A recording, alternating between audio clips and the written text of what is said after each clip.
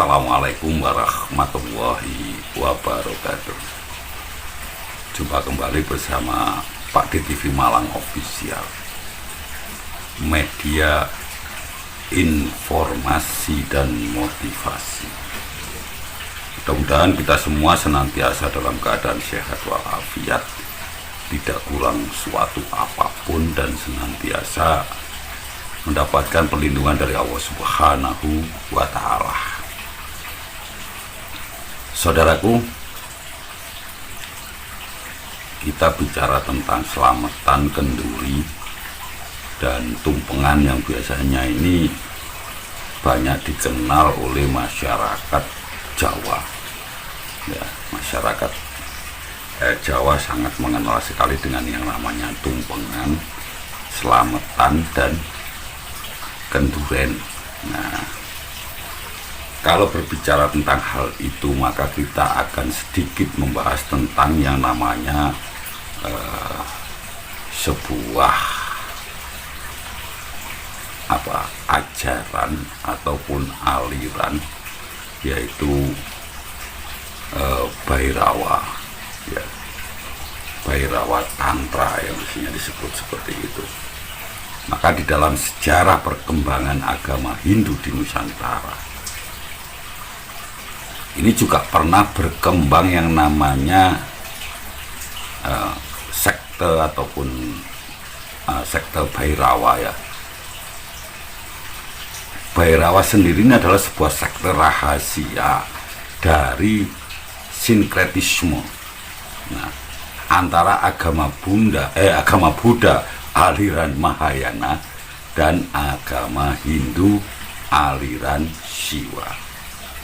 Sinkretisme itu adalah sebuah proses perpaduan yang sangat beragam dari beberapa pemahaman kepercayaan atau aliran-aliran agama. Ya, jadi pada sinkretisme terjadi proses pencampur aduan berbagai unsur aliran atau paham, sehingga hasil yang didapat pun dalam bentuk abstrak yang berbeda untuk mencari sebuah keserasian dan keseimbangan. Jadi kalau istilah ini bisa mengacu kepada upaya untuk bergabung dan melakukan sebuah analogi atas beberapa ciri-ciri tradisi, terutama dalam teologi dan mitologi agama, dan dengan demikian menegaskan sebuah kesatuan pendekatan yang melandasi memungkinkan untuk berlaku inklusif pada agama lain. Ini yang disebut dengan sinkretisme. Nah, kalau kita membaca sebuah jurnal yang ditulis oleh Niluh Gedewaryadi MPhil H, jadi ini ditulis tahun 2018, disebutkan bahwa sekte Bhairawa ini muncul kurang lebih pada abad ke-6 Masehi di Benggala sebelah timur. Nah, Benggala itu di mana letaknya juga di India. Dari sini, dari Benggala ini akhirnya menyebar ke utara melalui Tibet, terus melalui Mongolia menuju ke Cina dan Jepang. Sementara itu cabang yang lain ini tersebar ke arah timur memasuki daerah Asia Tenggara, termasuk Nusantara Indonesia pada waktu itu. Nah, Bhairawa Tantra ini merupakan bagian dari peradaban Jawa kuno. Pada saat itu banyak sekali raja-raja yang mengikuti sekte ini. Karena apa? Karena ritual-ritual dan simbol-simbolnya, simbol-simbol magisnya, ini bisa digunakan untuk menganugerahi atau mengancam para bawahan. Jadi ritual-ritual Bhairawa Tantra ini juga menetapkan ikatan mistis dan spiritual antara raja dan kawulanya, sehingga memungkinkan raja untuk mendapatkan kekuasaan yang lebih besar lagi. Ini sebagaimana ditulis oleh Paul Michael Munoz Jadi buku yang diterbitkan tahun 2009. Sedangkan menurut arti dari kata Bhairawa sendiri ini adalah berarti menakutkan. Jadi Bhairawa ini merupakan salah satu perwujudan Dewa Siwa dalam aspek ataupun dalam kondisi peleburan dengan perwujudan yang sangat menyeramkan. Bhairawa ini juga dikenal dalam berbagai bahasa, juga dengan berbagai sebutan. Suatu misal, kalau bahasa Sanskerta itu menyebutnya Bhairava. Terus di Rajasthan ini menyebutnya dengan Bheruji. Kalau bahasa Tamil ini menyebutnya dengan Vairavar. Nah, semua kata-kata tersebut ya memang dihubungkan dengan Dewa Siwa. Maka makna kata daripada Bhairawa ini berarti adalah peleburan. Ini sebagaimana ditulis oleh Wayan Nyasa. Pengikut sekte Bhairawa Tantra ini, saudaraku, berusaha mencari kebebasan dan pencerahan, atau biasa disebut dengan moksa, dengan cara yang sesingkat-singkatnya. Ciri-ciri ya, mereka adalah anti asketisme dan juga anti berpikir. Menurut para penganut sekte Bhairawa ini, pencerahan ini bisa diraih melalui sebuah kejenuhan total terhadap kenikmatan duniawi. Nah, jadi mereka ini nanti agar melakukan sebuah ritual tentang kenikmatan duniawi sampai mereka ini merasa benar-benar jenuh. Jadi memanjakan kenikmatan hidup dengan tanpa mengenal kekangan moral. Ini puncaknya adalah untuk melenyapkan segala hasrat terhadap sebuah kenikmatan itu. Jadi dengan memenuhi segala hasratnya, seseorang atau orang yang mengikuti sekte ini akhirnya tidak merasakan apapun selain merasa bosan, merasa jenuh, merasa jijik dengan yang namanya kenikmatan dunia. Oleh karena itulah banyak saudaraku bahwasanya pengikut sekte ini justru melakukan ritual-ritual tertentu yang bagi orang lain ini dianggap sebagai larangan. Hal ini adalah sebagai usaha agar manusia bisa secepatnya meniadakan dirinya sendiri dan mempersatukan dirinya dengan dewanya yang tertinggi atau yang biasa disebut dengan moksa. Ritual Bhairawa Tantra ini atau sekte Bhairawa ini dilakukan secara rahasia dan sangat mengerikan, yaitu menjalankan yang namanya Pancamakara Puja. Jadi Pancamakara Puja ini atau biasa disebut dengan Mo-limo. Jadi 5 mo, ya mo ya. Dengan melakukan Mo-limo ini sebaik-baiknya dan sebanyak-banyaknya. 5 mo itu apa saja? Yang pertama adalah matsya atau ikan. Jadi makan ikan sebanyak-banyaknya. Ya. Yang kedua adalah mamsa atau daging. Di sini yang digunakan adalah daging manusia. Yang selanjutnya mo yang ketiga adalah madya, minuman. Di sini minum arak-arak sampai benar-benar sampai benar-benar tidak kuat lagi. Yang mau yang selanjutnya yang keempat adalah madra. Madra ini adalah sebuah tari-tarian, melakukan sebuah tari-tarian sehingga penarinya atau orang-orang tersebut mencapai sebuah kekhusyuan. kekhusyuan yang sangat dahsyat sehingga menyebabkan tidak sadar diri. Mau yang terakhir adalah maituna. Maituno itu adalah upacara seksual. Jadi para pengikut tantra Bhairawa tantra ini melakukan sebuah lingkaran, membentuk sebuah lingkaran ya, yang di tengahnya tadi disediakan ikan, daging dan sebagainya, dan melakukan sebuah tari-tarian sampai tidak sadarkan diri. Dan yang terakhir adalah upacara maituna tadi, yaitu melakukan upacara seksual tersebut. Kalau kita menelusuri jejak Bhairawa Tantra ini di negara Indonesia, di Nusantara ini ada sebuah prasasti yang berangka tahun 1297 Saka yang disebut dengan prasasti ini disebut dengan sebutan prasasti Suroaso ya. Di dalam prasasti ini menjelaskan dengan cukup rinci bahwa penasbihan atau pelantikan seorang Raja Aditya Warman sebagai kesatratnya, yang berarti dia menerima pentasbihan tertinggi, yaitu pembebasan bagi Bhairawa. Prasasti ini adalah bukti kuat yang tidak tertumbangkan pada bahwa ada pemujaan Bhairawa di Sumatera ya. Tidak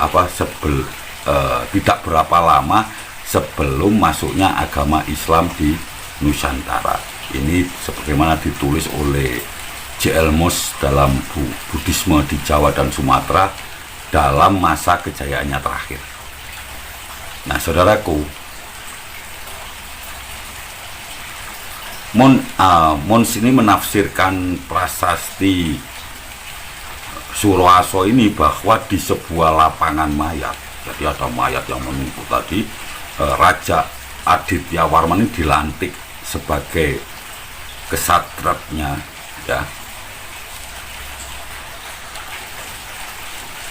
dengan nama Wicesadarani, artinya seorang yang memiliki konsentrasi tinggi.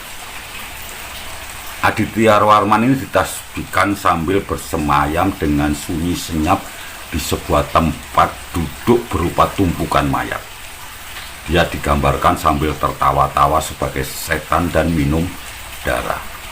Sementara korban manusianya yang ada di bawahnya tadi ini menyala-nyala ya, menebarkan bau busuk yang tidak tertahankan. Tetapi bagi orang yang sudah tasbihkan, ini berkesan sebagai bau yang busuk tadi menjadi bau yang harum ya, dari berjuta-juta bunga. Nah, seperti itu. Ini adalah isi dari prasasti Suroaso tadi. Di dalam sebuah keterangan lain juga disebutkan bahwasanya bukan hanya Aditya Warman yang ditasbihkan sebagai orang yang memiliki konsentrasi yang sangat tinggi. Salah satu raja dari Tumapel, yaitu Kertanegara, pun menganut ajaran Bhairawa, yaitu Tantrayana aliran Kalacakra atau Kolocokro. Nah, ini dapat disimpulkan melalui sebuah kenyataan bahwa beliau ini ditahbiskan ya, atau dilantik sebagai jina di kuburan Wurara. Hal ini tertera dalam sebuah prasasti Wurare atau Wurare ya, yang berangka tahun 1211 atau 1211 Saka atau tahun 1289 Masehi. Ya. Acak pentahbisannya ini ada pada lapiknya tertera berita soal Wurara. Ini merupakan wujud Aksobia yang sekarang ini dikenal dengan nama Joko Dolo. Jadi ritual-ritual Bhairawa seperti ini. Nah, sekarang hubungannya antara Islam dengan ritual Bhairawa Tantra apa? Jadi dalam perjalanannya disebutkan bahwasanya Nah, sekte ini sempat terlibat friksi dengan agama Islam yang kala itu baru masuk Nusantara. Jadi setelah Islam ini menancapkan atau disebarkan oleh para wali ya di tanah Jawa, pelan namun pasti ajaran agama, ajaran Rasulullah SAW ini disebarkan oleh ulama-ulama yang lebih kita kenal dengan sebutan Wali Songo. Nah, jadi Wali Songo ini mulai mengislamkan penduduk Nusantara khususnya Jawa. Namun setelah mereka masuk Islam, keyakinan-keyakinan lama peninggalan nenek moyang mereka, peninggalan nenek moyang leluhurnya belum sepenuhnya hilang. Nah, ketika itu Bhairawa Tantra masih sangat kuat di daerah Kediri atau di daerah Doho. Ya, daerah Doho itu sekarang Kediri. Nah, pada saat itulah Maulana Makdum Ibrahim atau yang biasa kita kenal dengan sebutan Sunan Bonang, putra daripada Sunan Ampel, bergerilya ingin menghilangkan aliran sekte Bhairawa Tantra ini. Jadi dari Tuban ini Jeng Sunan Bonang ini berjalan ke arah selatan hingga sampai di tepi Sungai Berantas Kediri atau Doho, di mana disinilah basis penganut Bhairawa Tantra yang berada di sebelah timur Sungai Berantas. Sementara itu Sunan Bonang ini membuat menjadikan daerah sebelah barat Sungai Berantas ini ya sebagai tempat persinggahan beliau ya, dan itu adalah di sebuah tempat yang bernama Kabuyutan Singkal. Sampai saat ini ada yang namanya Desa Singkal Anyar, Kecamatan Prambon, Kabupaten Nganjuk, Jawa Timur. Nah, jadi dulu namanya adalah Kabuyutan Singkal. Jadi untuk sekian lama, sekian waktu Kanjeng Sunan Bonang ini menetap di Kabuyutan Singkal ini. Nah, tujuannya apa? Jadi begitu pengikut Bhairawa Tantra di sebelah timur Sungai Berantas melakukan ritual Pancakamara Puja ya. Jadi Sunan Bonang ini mengadakan sebuah upacara tandingan. Nah, kalau sekarang ini upacara tandingan tapi tidak melalui KLB ya, ini dilakukan di seberang barat atau di sebelah barat Sungai Berantas. Sunan Bonang mengumpulkan seluruh penduduk laki-laki di daerah Kabuyutan Singkal ini. Lalu mereka ini diarahkan duduk melingkar membentuk sebuah cakra atau lingkaran, persis seperti yang dilakukan oleh para penganut Bhairawa yang di sebelah timur Sungai Berantas tadi. Nah, di tengahnya itu ditaruh berbagai makanan seperti nasi golong ya, nasi buntur-buntur ini, tumpeng, daging ayam dan dan bermacam-macam ya makanan disiapkan di sana. Sunan Bonang menyebutnya ini adalah selamatan. Ya, jadi Sunan Bonang mengenalkan hal ini kepada warga atau masyarakat Kabuyutan Singkal ini. Inilah yang disebut dengan selamatan. Selamatan sendiri sebenarnya ini dari bahasa Arab, yaitu yaslamu salamun yang artinya selamat. Jadi tujuannya untuk menyelamatkan orang-orang Daha, orang-orang Kediri dari ajaran yang menyimpang Bhairawa Tantra ini.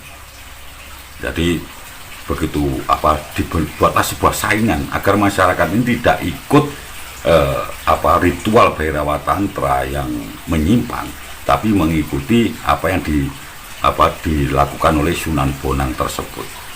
Nah, Sunan Bonang juga menyebutnya ini sebagai kendurenan.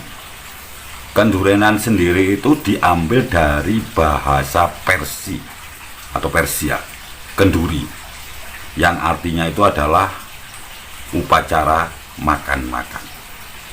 Nah, kemudian selamatan atau kenduren atau kenduri ini yang pertama digagas oleh Sunan Bonang ini semakin digemari oleh masyarakat, ya, terutama masyarakat Kabuyutan Singkal dan sekitarnya. Nah, dalam perjalanan waktu, dalam hitungan beberapa tahun, ya, prosesi sedekah makanan yang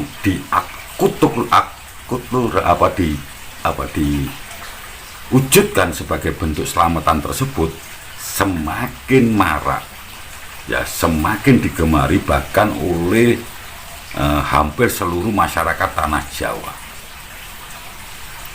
Maka dengan demikian Pancamakara Puja, orang-orang Bhairawa Tantra pun semakin lama semakin tersingkir dan hilang dari kepercayaan masyarakat Nusantara, dan digantikan dengan acara selamatan Genduren tadi yang digagas oleh Sunan Bonang. Jadi saudaraku, itulah sebuah cerita singkat tentang hubungan antara Bhairawa Tantra dan prosesi selamatan yang dilakukan oleh masyarakat Jawa pada khususnya dan masyarakat Nusantara pada umumnya.